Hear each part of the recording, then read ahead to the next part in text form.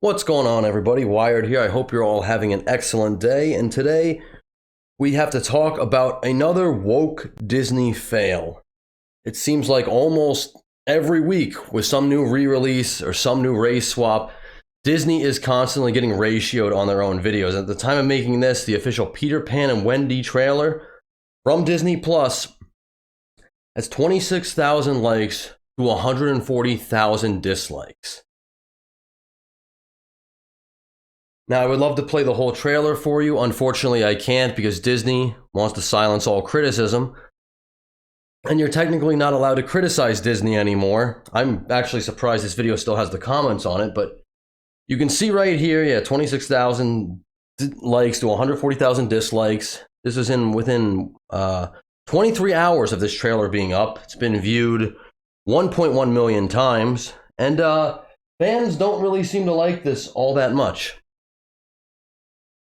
There's a couple things in here. I'm going to play a little clip for you here about how the Lost Boys are not boys anymore, or not all boys anyway. They might be trans boys or, girls or whatever it is. I don't know. We'll play it really, really quick. Lost Boys. Every last one of us. But you're not all boys. So? So, yeah, the Lost Boys are not all boys. Also, Tinkerbell. Let's see if I can find her in here real quick. Do that without, Peter Pan is also not white anymore. That, I don't really care so much about. He is a fictitious, magical person. But it doesn't suit his character to be race swapped.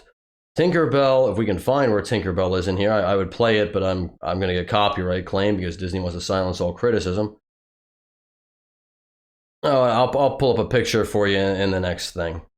But Disney once again getting ratioed for just pandering to people, just completely race swapping characters for no other reason other than, diversity, inclusion. And the only thing I don't like about this, because I am all for, oh, there's Tinkerbell. All right. Yeah, Tinkerbell is now black. And before I get called, a racist, bigot, misogynist for the whole Lost Boys and now the Lost Girls thing, is that you would never see this in the reverse way that, like, what happens if you would take Black Panther and then he would be white? You're going to tell me there'd be no public outcry for it, there'd be no uproar about it? I don't really understand the whole thing with, well, one, this live action thing. They've never really made a good live action movie, and if I'm wrong, please leave a comment down in the comment section with one of the live actions that you've seen that's been any good.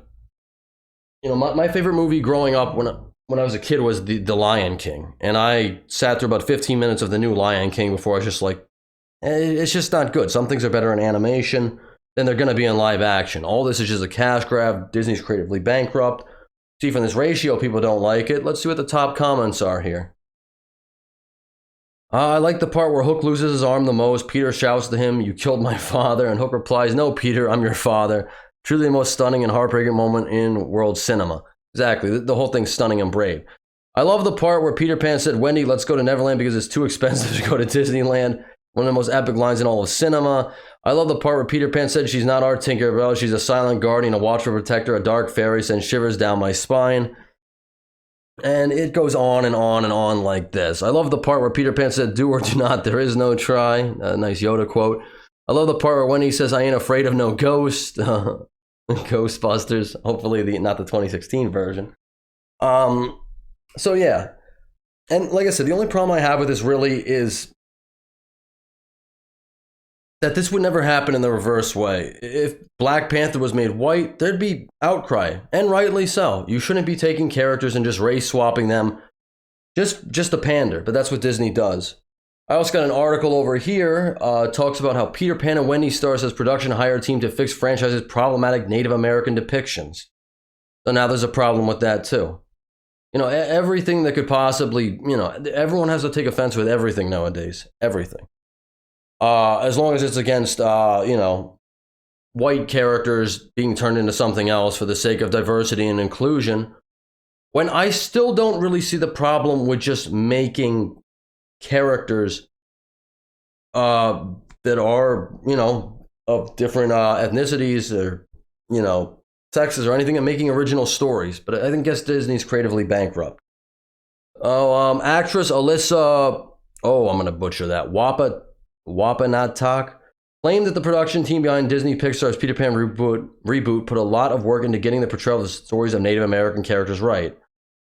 Plays Tiger Lily in the upcoming film, spoke to Native American outlet nativeviewpoint.com about how the new film corrects the original animated Disney film's problematic portrayal of the Native American characters. In an interview published Tuesday, the actress, who is of Cree descent, explained that the Disney production team hired a cultural consultant team to make sure that Tiger Lily's ethnic and cultural roots are portrayed respectfully in the new movie that will be released on the streaming platform. Okay, let's read what's wrong with this old portrayal. The outlook prefaced the interview by describing the original 1953's film portrayal of Tiger Lily as problematic in the film. Pan is treated to be a peace pipe smoking ceremony after rescuing Tiger Lily from serious villain Captain Hook. I kind of vaguely remember that. I haven't seen Peter Pan in many, many years. I'm not that huge a fan of the story.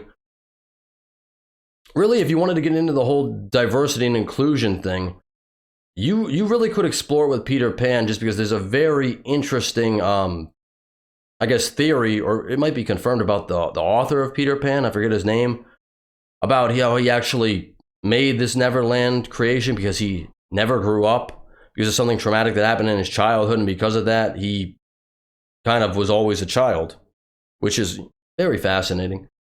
But I'm going to jump over here to another article real quick. A little bit of a segue, but you'll understand where I'm going with this.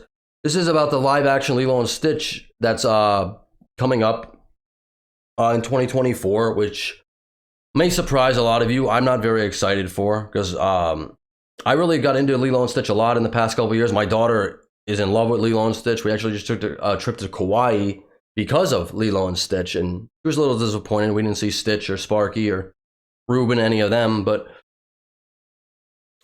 I'm going to read on here. Casting directors are still looking for actors for the live-action Lilo and Stitch movie, including a young girl to play Lilo.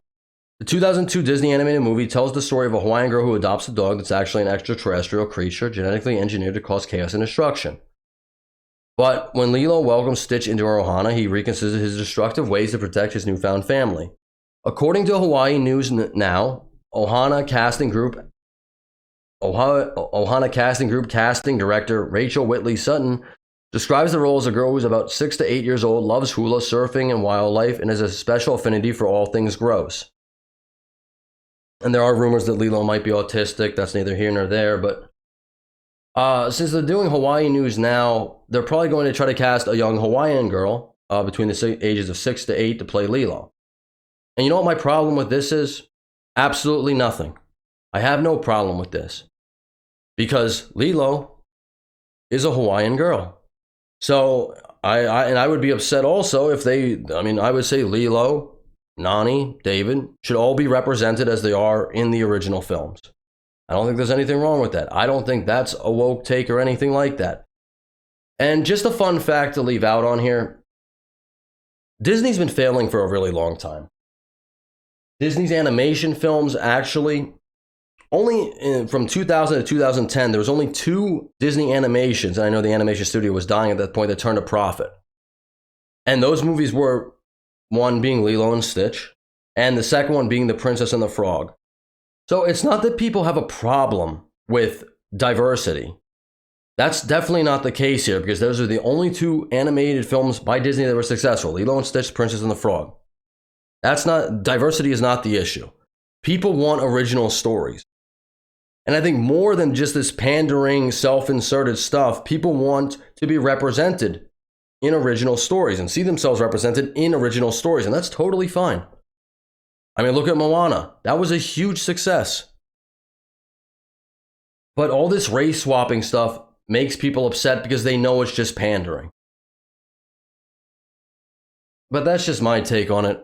Leave a like on the video, like the video, subscribe to the channel if you want to hear more stuff like this. If you want to hear me rant more, I'm trying to keep my rants to under 10 minutes, and I'm getting really close to that mark.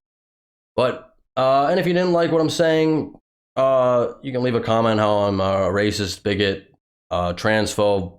That doesn't really apply to this video. But anyway, thanks for listening, and I will catch you on the next one. Later.